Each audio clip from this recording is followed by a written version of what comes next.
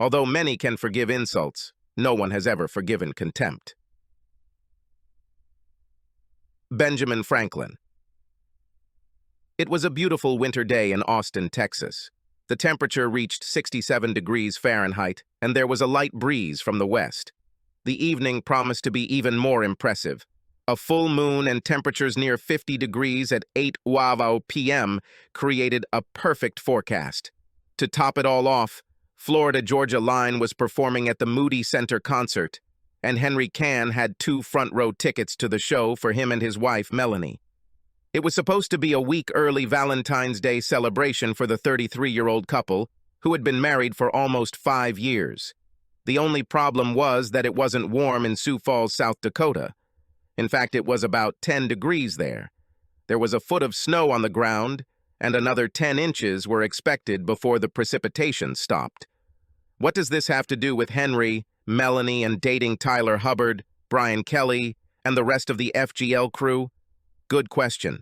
Henry had been called at the last minute to Sioux Falls the day before to deal with a major computer system glitch at Sanford Health Biomedical Center. Their neonatal unit was participating in a national research project when the problem arose. Henry was his company's top IT specialist and rarely went on business trips. But because Sanford was their 3rd largest customer, Henry boarded the first available Delta flight from AUS on Thursday. It took him about 6 hours to get everything sorted out. He had a reservation on a 6 a.m. flight back to Austin, which would allow him to get home a full 10 hours before the concert. The only problem was that by 3 a.m., there was already a foot of snow on the ground, and it continued to snow. His Delta app on his cell phone lit up with notifications of delays, and then, finally, cancellations. Henry was fully conscious, looking for options. Henry was well rewarded for his work and was worth every penny, but his boss would be furious if he chartered a private jet home. However, he had just saved his company several $1,000s more than it would have cost to rent, so he tried this option. By 5 in the morning, it became clear that no one would be flying anytime soon. The snowfall was expected to continue all day with temperatures near freezing. Some called it the storm of the decade. All Henry could think was, damn. Around 9 a.m., he dialed speed number 2 on Melanie's work phone. Her assistant Kim answered the second call and connected it. "Hi, honey. I'm so excited for the evening we'll be together. What time will you be home?" "Mel, have you seen the weather in Sioux Falls?" "No, Henry, I knew you were heading there, but I wasn't paying attention." "What's going on?" "Unfortunately, a lot of damn snow. 12 inches have fallen already and maybe another 10 today before it's over. All flights are canceled." "Oh, honey, I'm so sorry. I was so excited about tonight. I know I've been working a lot lately, and this was the perfect chance to start a romantic weekend together. Damn, sometimes I hate your job." "I'm upset too, Mel, but you know I only travel 4 or 5 times a year, and only when absolutely necessary. This was a major crisis with a major client. As you said, we haven't seen each other much in recent months, but that's you. You spend an insane amount of time at work, not me. If there's one thing my job does, it's that we can afford a pretty good life in Texas." "You're right, Henry. We've just been seeing each other less than usual lately. I know a lot of this is on me. I'm working hard to become a partner, and that means I need to put in the time. You're already in a place where you can decide your schedule most of the time and keep it within reason. I'm still a year or so away from being in control of my hours. I miss you, and I miss us. And I miss you, darling. Why don't you take your friend Sue and relax? The tickets are front row, and it'll be too much trouble trying to sell them. I can arrange for a car to pick you up and bring you home. Don't let my confusion spoil the enjoyment of a great show." Melanie was hesitant and talked about just selling tickets. She would have stayed home and watched the concert online. She could log into her Ticketmaster account and sell seats without issue. She went on and on about how she didn't want to go unless he was with her. Henry insisted, encouraging her to go and have fun. He reminded her that she had a new pair of Tecovas boots and that the stylish boots looked sexy on her. After several minutes of persuasion, she gave in. They both said, "I love you," and hung up. 5 minutes later, Melanie found her spare phone in the back compartment of her tote bag and dialed the first quick access number. This was her side of the conversation. "Hi, how's your day going?" "Well, maybe I have something to cheer you up. Henry just called and he's stuck in Sioux Falls, South Dakota." "Yes, he had to urgently fly there on business, and suddenly there was a huge snowfall. You're lucky, aren't you?" "Yes, luck loves you. How about we spend the evening together? I still have those 2 tickets on the Florida-Georgia line tonight, but the husband will be up north cooling off. Is Diana still visiting her parents in Memphis? Great. How about we enjoy the evening together? I have a new denim skirt and boots that I'd like to try on. I'll order an Uber to your house and we'll go from there. How's that sound?" "Yes, I'll order an Uber Black so we can have tinted windows." Giggle. "Yeah, let's plan a party after the concert. See you around 7. Can't wait." Melanie worked hard and worked through lunch so she could leave the office at 4:30 p.m. She wanted to take a bath and relax for an hour before heading to the concert. Before leaving the office, she called her best friend, Susan O'Connor. They met during Melanie's first year at the firm and became immediate friends. They were almost the same age and got married 2 weeks apart in 1 year. They had a lot in common. "Hey, Susie Q, I need a favor, honey." "What's wrong, Mel? Happy to help if I can." "If Henry ever asks you how our evening was at the Florida-Georgia line concert tonight, your answer will be great." "What the hell, Mel, are you still dating David?" Mel giggled. "Yeah, I just can't give it up." Sue didn't laugh. "Mel, Henry is an amazing man, and you make an amazing couple together. This is the point where you start thinking about kids and starting a family together. You're not in college anymore, sister. Why would you risk everything for sex?" Mel sighed. Her friend was loyal, but she was also a little more conservative in her views on loyalty. I know, Sue. Henry is a great guy, and I never intended to lose him. David is wild and fun. We are both happy in our marriages, but we just really have a sexual spark that rocks our worlds."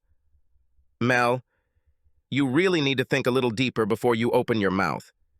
If you were happy in your marriage, you wouldn't be sleeping with your boss, and he wouldn't be sleeping with one of his employees if he was happy. Have you not understood part of your marriage vows? The renunciation of all the rest is clear enough." Mel is tired of her friend's lecture. "Sue, are you going to cover for me or not if Henry ever asks?" "I won't offer any information or bring up the subject at all. But if he asks me, I'll say I was with you. Where were we sitting?" "Front row, right in the middle. Thank you, Susie Q, you're the best. We're having a spa day next weekend, at my expense." So much like Henry to buy great tickets. Now you're using his gift to cheat on him with David, Sue thought to herself. What came out of her mouth was, "Okay, bye." Mel hurried home and began to prepare for the date. She had a couple of glasses of her favorite Pinot Grigio, shaved her legs in a bubble bath, and then got dressed. She wore a white lace bra so she could unbutton the top couple of buttons on her white blouse. The skirt ended about 6 inches above her knees, showing off her strong legs. Her boots were dark gray and matched her vest. It was a Christmas present from Henry. It was the first time she had worn them, but she was so excited that the irony escaped her. She looked in the mirror and was pleased with what she saw in the reflection. She thought she would attract the attention of several men in the evening, but she was only interested in one. She had another glass of wine after ordering an Uber. When he arrived, she mentioned a stop on the way to the concert. The driver was happy to help. More money in his pocket suited him just fine. The car pulled up to the gate of the condominium. Melanie gave him the entry code, and they drove 2 blocks and pulled over to the side of the road. Right on schedule, David Miller, Melanie's boss, rushed out of his condo and jumped into the back seat, greeting his companion with an energetic and passionate kiss. "God, you smell and look amazing, Mel. I think we should skip the concert and go straight to your house." Melanie welcomed his kiss, opening her mouth and accepting it with a purr. "Calm down, big boy. We'll have plenty of time later. It's going to be a great show." The Uber driver remained silent, but he noticed the engagement ring and diamond on her left hand as she kissed and caressed her lover. For her part, Mel never planned to cheat on her husband. They met on a blind date arranged by her best friend. The chemistry between them quickly developed. She was outgoing, friendly, and easy to make friends with. Henry was a little more reserved, but he had an inner strength that she liked. She never felt in his shadow, but his presence always made her feel safe. He was kind, but determined, warm by nature, and wise beyond his years. He went through college on an ROTC scholarship and spent 5 years in the Marines after graduation. This experience, combined with his personality, made him a person that others could always rely on. That quality was as attractive to Mel as his big 6'2", 190-pound good looks. Henry doubted Mel's affections from the very beginning. He never considered himself a big gimmick or anything special. The Corps taught him that his duty was to the people around him. You lead from the front line and are the last to retreat. This was drilled into him at OSU. This code left an impression that stayed with him after returning to civilian life. So being the object of a beautiful woman's attention was a bit confusing for him. The only time he ever felt out of place was when Mel would suddenly grab him and kiss him passionately, or stare at him across a crowded room with a look that could only be defined as, "I need you to figure out a way to have sex right now." As they grew closer, Henry's fears subsided, and Mel's confidence in us grew. They married after an 18-month courtship that included a 4-month engagement. Henry's military specialty in communications, as well as his natural aptitude, landed him a great job at his current company in Austin. By his 3rd year with the company, he headed his own department. In his 5th year, he became vice president of all IT development and customer support. Mel graduated from law school 9 months after their wedding and landed a solid entry-level position at a mid-sized Austin law firm specializing in oil and mineral rights. She was smart as a whip and attracted the attention of the firm's 3 partners, Connor, Sims, and Miller. And this is where the problems began. David Miller was a 43-year-old married man with 2 teenage children. His wife, Diana, was the principal of one of the local high schools. Mel liked her and always seemed like they were well-suited as a married couple. Much about her boss was a mystery to her. However, it was clear that working for David Miller was not easy. He worked a minimum of 55 hours a week as a senior partner, while his 2 colleagues barely worked 40. He expected his team to work somewhere in the region of 70 hours a week. Mel, in her 3rd year at the firm, had finally cut her work week down to a manageable 65 hours. The jerk seemed happy with her work and gave her better assignments. They started spending more time together during the day and after work, more time with the team, and more time just the 2 of us. Pretty soon, the time spent together far exceeded the time with the team. They began to communicate on more intimate topics and even shared casual touches. They were playing with fire. They both knew it. It was 6 months ago when the sparks grew into full flames. They won a big case that was expected to bring the practice about $2 million. David's share would be approximately $400,000, and Mel would receive a $45,000 bonus. The 6-person team gathered in David's office for a late-night celebration.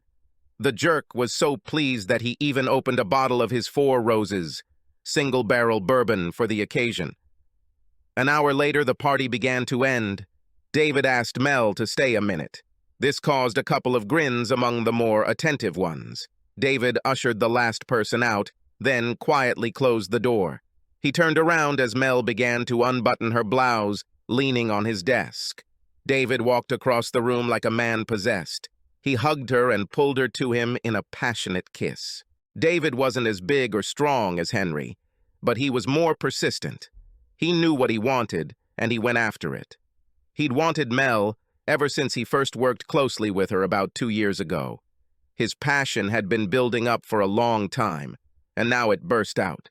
His hand slid to her ass, which he squeezed tightly, causing her to moan into his mouth. Her arms wrapped around his neck as she returned his brazen hug. With one hand still holding her butt, his other hand began caressing her breasts. She pressed herself against his groping hand, completely surrendering to him. Within a minute or 2, her blouse and skirt were gone. Mel was now trying to remove his belt and pants. David pulled away from their embrace, spun her around, and bent her over his desk. With 1 or 2 firm slaps to her ass, he let her know who was in charge. She couldn't resist. She wanted to give him all of herself. She happily met all his proposals, caught his desires, and tried to fulfill them instantly. "You're amazing, Mel," David finally said when he finished and hugged her. "I love hot and dirty talk, but I think you're incredible and hope this isn't a one-time thing." "No, David, I don't think it was a one-time thing. I feel a connection to you that I don't want to resist. We're both married, and we want to stay that way. But I hope you and I can have moments like this afternoon, from time to time." "I'm glad to hear all this, Mel. Yes, we both want to stay married, but I also want more moments like today."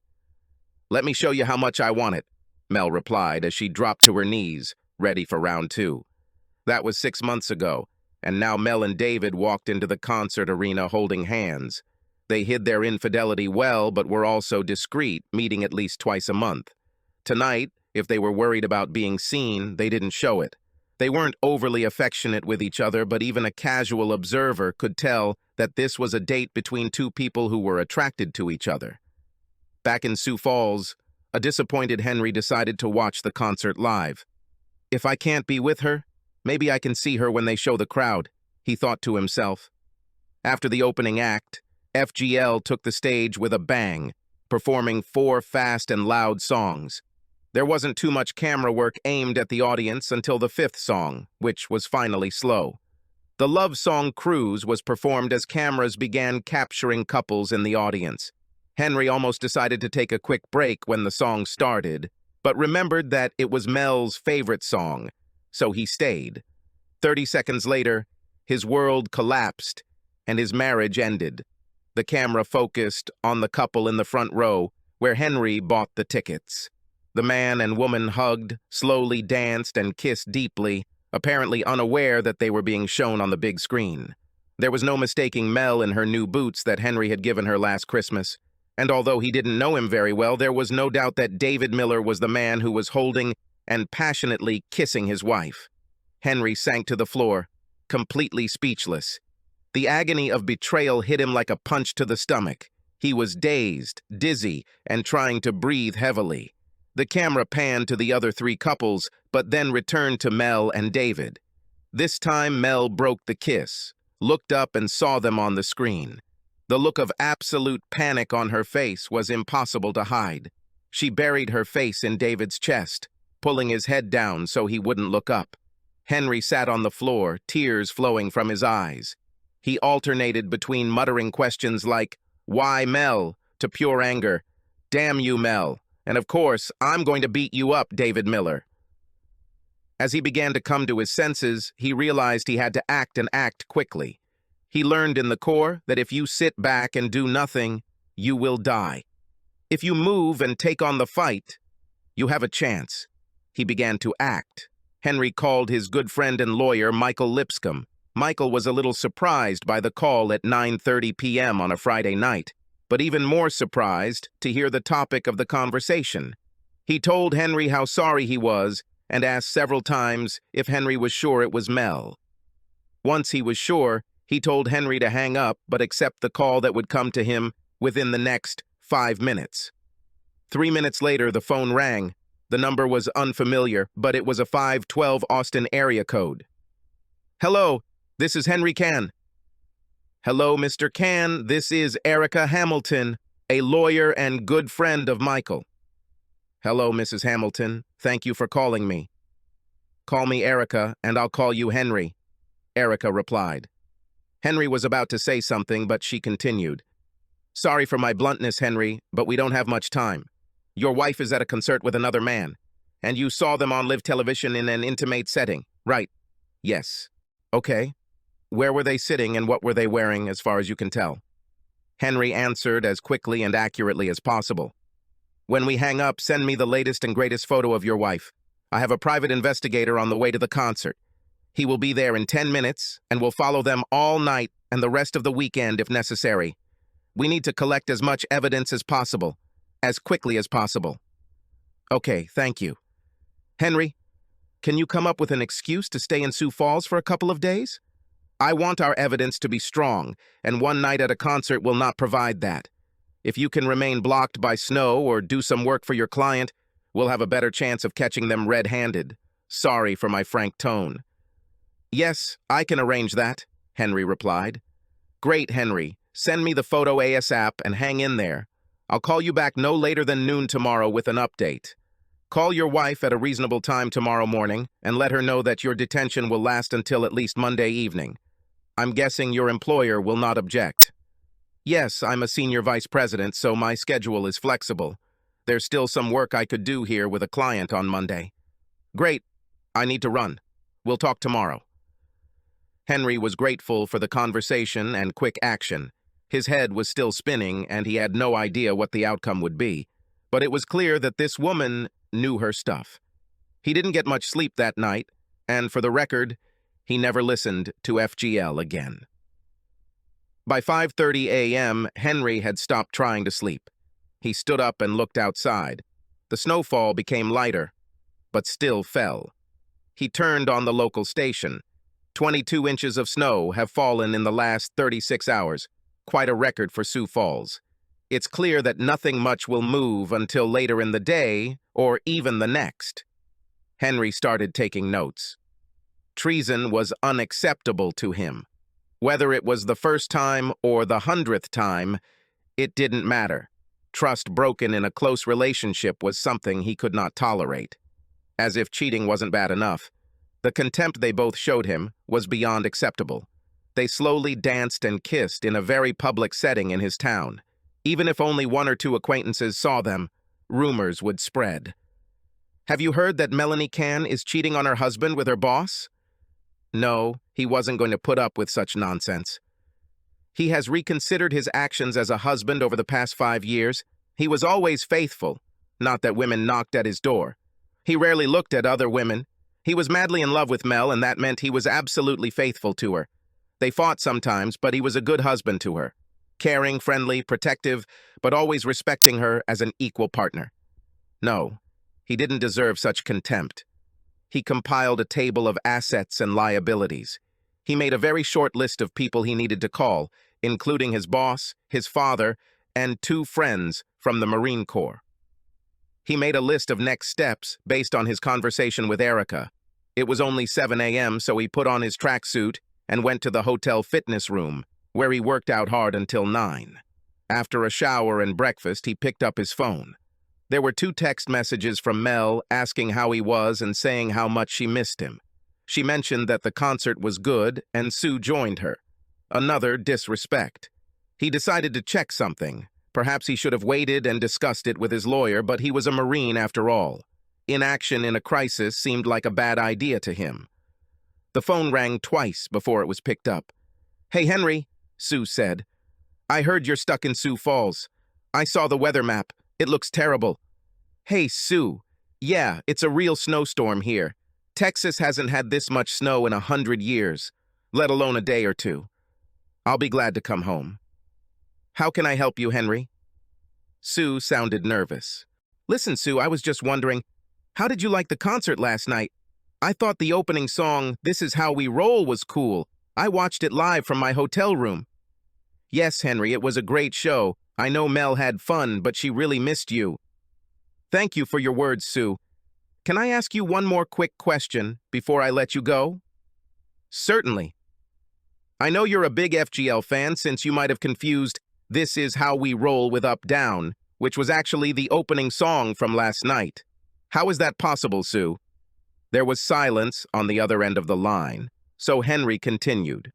Sue, I know you're Mel's friend, but I considered you a friend too, along with Jim. But now it seems you've chosen a side and are willing to give up our friendship so she can have fun with her boss. You won't tell me that I did to you and Jim to deserve such disrespect. Your betrayal hurts me deeply.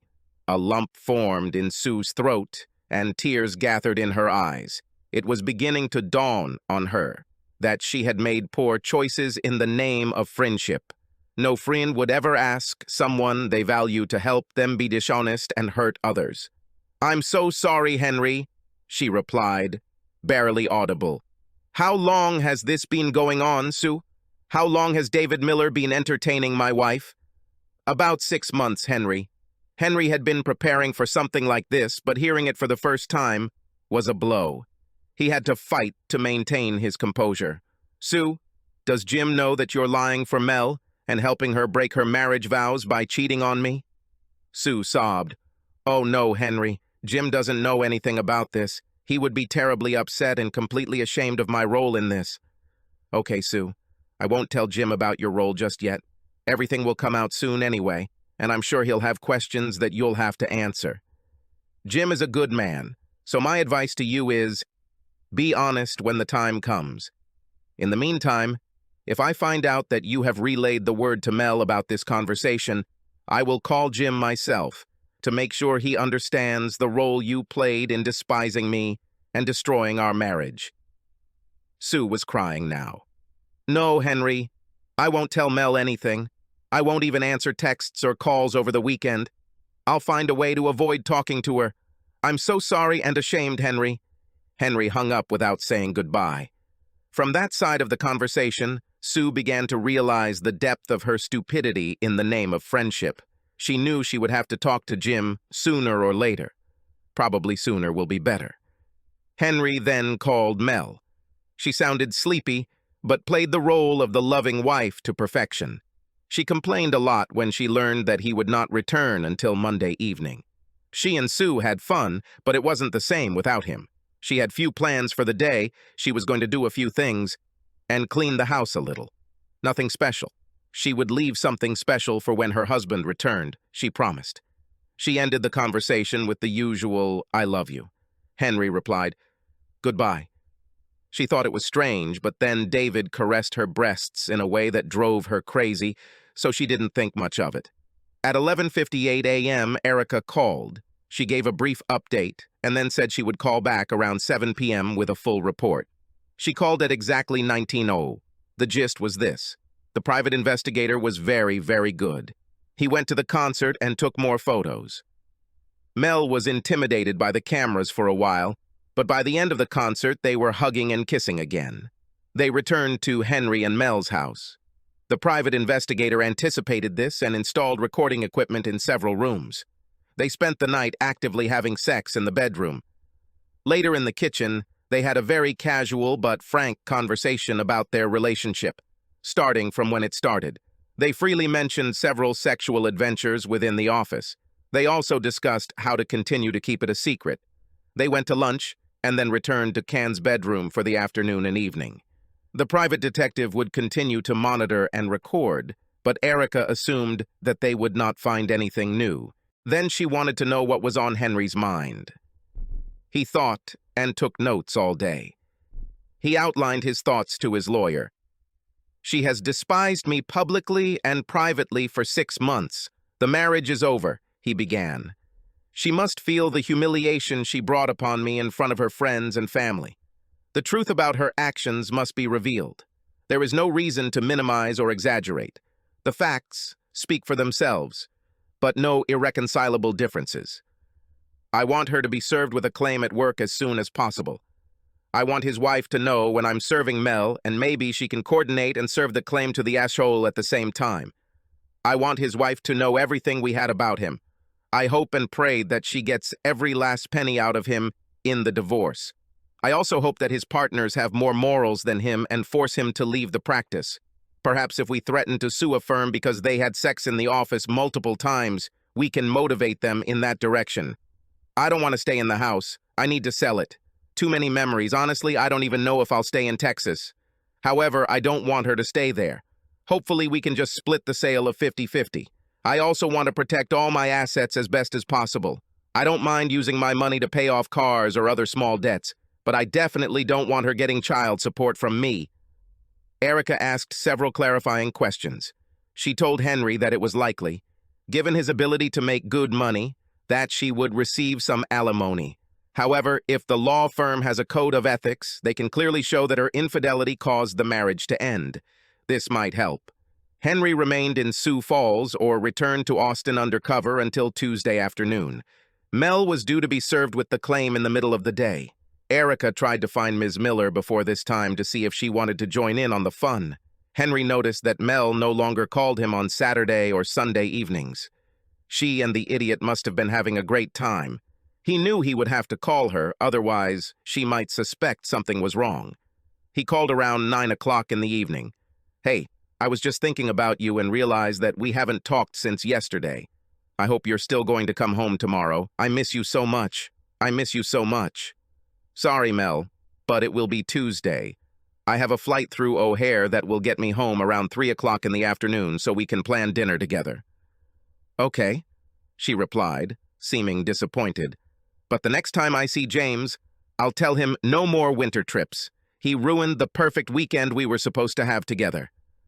"Tell him when you see him," Henry said, almost laughing at the thought. Inside, he thought, "What a cold, angry bitch you have become, Mel." They talked some more, and before hanging up, Mel said, "Henry, I love you so much. You know that, right? You know how much I love you." "Yes, Mel," Henry replied, holding back more tears. "I know exactly how much you love me." And with that, he hung up. He simply could not afford to let her humiliate him, even if she realized that he knew about her adventures. "She'll never humiliate me again," he thought, as he dialed his boss, James, to keep him updated. Henry was sitting at the kitchen table on Tuesday at precisely 3 o'clock in the afternoon. He wasn't sure when Mel would return home. He knew from Erica everything went according to plan. She should have been served with a claim between 2 and 4. While they briefly discussed next steps, Henry's phone was blowing up with texts and calls from Mel. In order, the texts read, "What the hell? How dare you humiliate me at my workplace? Answer me. You better be home when I get there. I will never forgive you for this." Henry saw action only twice. His work in communications supported the war effort, but every Marine is trained to be a marksman, and twice in Iraq, he found himself in a firefight. None lasted long, and his captain, who never praised anyone, took the young first lieutenant aside and told him he had done well for a rookie. Henry's experience in combat helped him remain calm and determined in the face of the upcoming battle in his kitchen. "Henry, Henry, where the hell are you?" Mel screamed as she entered through the side door from the driveway. Henry sat silently at the table. Mel walked around the corner with the file in her hands and threw it onto the table with force. "You son of a bitch! You filed for divorce from me in my office? How could you do this? How could you be so cruel? Do you understand how humiliating it was?" Her tone then softened a little. "Why, Henry? Why did you file for divorce? We love each other. We have a great marriage and a great future ahead of us. What are you thinking about? Talk to me." Henry remained calm. He realized that this was the first time he had seen Mel since the terrible discovery on Friday night. Her eyes looked empty and puffy. She was excited and nervous. He noticed that she had opened a divorce filing, but did not appear to have reviewed the file. "Sit down, Mel, and we'll discuss this." "Don't tell me what to do. Who are you? Are you seeing someone on the side?" She loomed over him. "Enough," Henry thought to himself. He stood up and took a dominant position over her. Looking down at her with a cold but serious expression on his face, he said again in a voice that demanded attention, "Sit down, Mel. Now." She sat down. "Mel, did you even look at the file attached to the divorce petition?" She shook her head from side to side, but did not reach out for the file. "Well, let's see what caused my world to come crashing down around me last Friday night. First of all, here's a photo of you and David the idiot at the concert. No, not Sue, like you lied to me, but your boss. These are the hugs and passionate kisses you enjoyed." Mel moved away from the table as if the photograph were a poisonous snake ready to bite. "David is not—" "Shh. Quiet, Mel. It's my turn to talk. You'll get your chance. Here's the flash drive. I'm not going to put it in and turn it on. You can do that on your laptop later. But this is a recording of you and the idiot having sex in our bed in Friday night, Saturday morning, Saturday night, and Sunday morning. Also included are conversations taking place right here at this table, in our house between you and the idiot, about past sexual adventures and how to continue to keep me and Mrs. Diana Miller in the dark. By the way, I'm not sure your office is next to the idiot's office, so you may not have noticed that Mrs. Miller also filed a divorce suit against him today. I don't know how he's going to explain getting into bed with a coworker for the third time to my children, but that's not my problem anymore. You knew you were number 3, right? Melanie winced at this revelation. Obviously, she considered herself special, the only one he was with outside of marriage. It seems the idiot was also a great liar, but after all, he was a lawyer. What else did she expect? Okay, anyway, there are more pages here detailing your betrayals in the best way Sue can remember. She seemed to realize that covering your ass was about to cost her her own marriage, so she decided to give in and tell everything. In other words, she threw you under the bus. All the nights she lied and said she was with you. Even the bachelorette party last November was a ruse, so you and the asshole could sneak off to South Padre. By the way, I wouldn't advise you to call Sue soon. Jim was very clear. If she talks to you without him present, the marriage is over. Finally, you have a copy of the civil lawsuit against your law firm. Having sex with a jerk in our marital bed does not violate any company rules. However, his desk, the couch in his office are all part of the office, so here we have a case. Our lawyer thinks we have a good chance of success. So, my dear cheating wife, this is why I am filing for divorce. You have destroyed my heart in ways I can't even put into words. I was so upset last week when I had to fly to Sioux Falls because I was excited to spend time with the only woman I've ever loved. The only woman I've ever wanted to love. My wife. The person I hoped to start a family with. Then, as I watched the concert live, hoping to see a girl singing and dancing, making the best of our separation from her faithful friend Sue, I almost died seeing her in the arms of another man.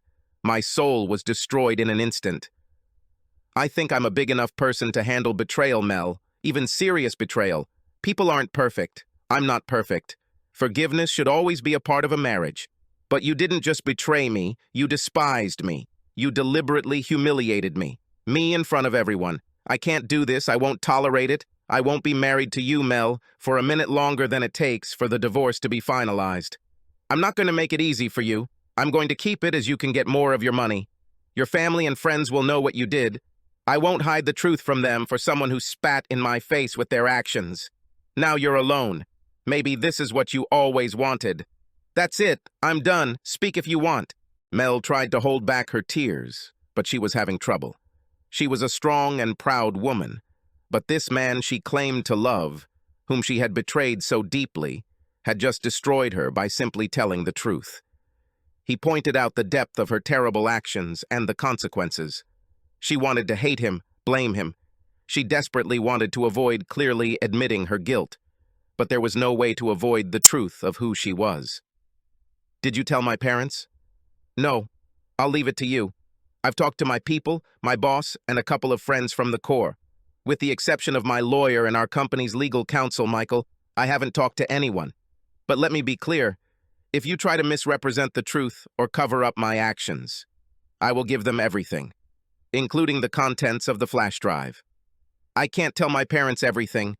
It would kill them to find out about all this. You can't hate me that much, Henry. Mel, you didn't care one bit about my feelings or how your choices ruined my heart. You acted hateful towards me for at least 6 months, and that's with no other lovers before the asshole. Don't play the victim here. I'll give you a week to tell them, and then I'll call myself. They need to be clear about what happened, or they'll get a copy of everything. Henry, I swear there was no one else. David was the first and only. Of course, Mel. And you were with Sue at the concert last Friday. You and the idiot didn't have sex in our marital bed all weekend while you were telling me how much you loved me. I'm guessing every time you open your mouth, you're lying. I doubt you even know how to tell the truth at this point. Henry, I didn't want this to happen. I wasn't looking for this. I got caught up in the moment when we won the Dutton case. As soon as we started, I was going to stop, but I just didn't. I don't know why. Really, Mel, you don't know why? Henry flipped through the file until he found the page he was looking for. I'm sorry. I should have realized from your conversations how much you wanted to be faithful to me. Here's a quote from when you both were lying in our marriage bed after sex. David, I just can't get enough of you. We have to be very careful. If Diana or Henry ever find out, we'll have to end this, and I don't want this to ever end. Yes, Mel, you seem to be so conflicted about your behavior. Not having sex, but lying in the arms of another man in our bed, calling your actions love-making, admitting that you never want to stop. You're completely lost connection to reality, Mel. Henry's words began to sink in. Mel sank into her chair for a moment or two without saying a word. Finally, she spoke. I have no excuses, Henry. I'm a grown woman, and I made my choices. I thought I could hide it from you. I thought I could play this game, and if you didn't find out, it would be harmless. I knew. That David was just a flirt. I knew we would never love each other even if I used those words. I never felt the same way for him as I do for you.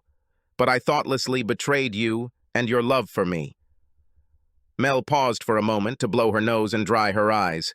She looked across the table at Henry and immediately noticed two things.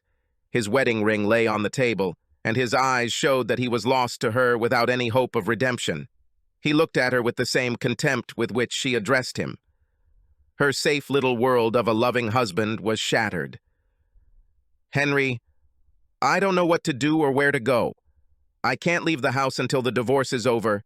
It would be an admission that it's over, and it would be financial suicide. I'm guessing you won't want to leave either. Can we agree to stay here for now? I need time to think and determine next steps. I can't promise that I won't fight for a divorce. Right now, I just want to be with you forever. I can't imagine life without you. I will live in one of the guest rooms and avoid all but absolutely necessary contact between roommates. I will respect your space. Mel, I can't tell you what to do, what to think, or where to go. Erica, my lawyer, told me not to leave the house until the divorce is officially finalized, and she told me that you will feel the same way. You will remain in charge. Bedroom tonight. I refuse to sleep on the mattress you and the idiot had sex on. Tomorrow I'll give it to the Salvation Army and a new one will be delivered. This will be my bed that you will never sleep in. Thank you for your understanding, Henry. I would fight for the right to stay if I had to. It's my only choice legally. But I appreciate you meeting me halfway. I'll start moving my things tomorrow while you're at work. Mel walked over to hug Henry. He quickly moved away from her. Damn you, Mel. Don't ever try to touch me again. All I can do to be in the same room with you and remain calm is destroy us. You destroyed my heart. You destroyed us. You will not have my comfort now or ever for doing such a disgusting thing. You made your choice alone. You will live with him alone. I will never fully get over your betrayal, Mel, but I will work as hard as I can to force you out of your life as soon as possible, and this process has already begun. Mel collapsed back into her chair, laid her head on the table, and began to cry. Mel fought her divorce tooth and nail. Silently, she hoped that Henry would relent and stay. She also had to fight to retain any vestige of self-respect. Many of her friends broke ties with her when they found out what she did to Henry. Mel asked the court to order counseling, showing that she was already in therapy, proving that she had absolutely no connection to David Miller, etc. However, representing yourself in court is never a good idea. But Mel was worried about legal fees, so she tried to do it herself. She delayed the process for a while, but was never able to stop it. Even Mel's parents begged her to let Henry go. They were shocked by her actions and sided with Henry, trying to maintain some kind of relationship with their daughter. The divorce was approved after 7 months. The house and savings were divided in half, but Henry did not have to pay child support. Miracles happen. Melanie left Connor, Sims, and Miller to work for a small firm in San Antonio. The day she left, she walked out the front door and turned around to say goodbye to Henry. He stood at the window, looking at her, but did not wave back.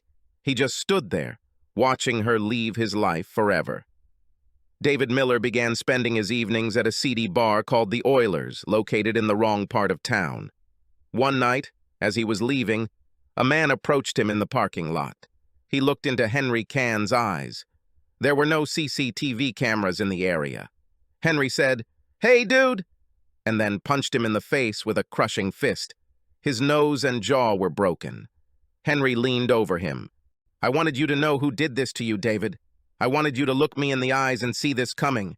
So if you report it, there are 12 retired Marines sitting in a bar in downtown Austin right now, most of them decked out in combat vests, who will swear I was with them all evening. If for some reason I get arrested and charged with assaulting you, one or two of them will come back and finish what I started. No charges were ever brought. About a year after the divorce, Henry was leaving a cafe in downtown Austin when he looked up and saw a beautiful woman about his age enter.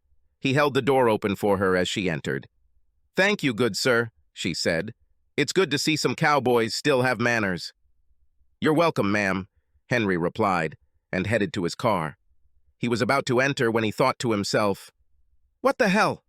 and turned around, heading back inside. She was sitting facing the door and immediately looked up when he returned. He walked straight up to her table, extended his hand and said, "Sorry, but I just wanted to introduce myself. I'm Henry." She took his hand in greeting. "Nice to meet you, Henry. I'm Lori. Why don't you pull up a chair?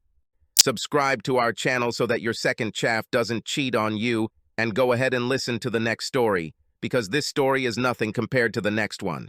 If you're under 18, don't even think about listening to the next one."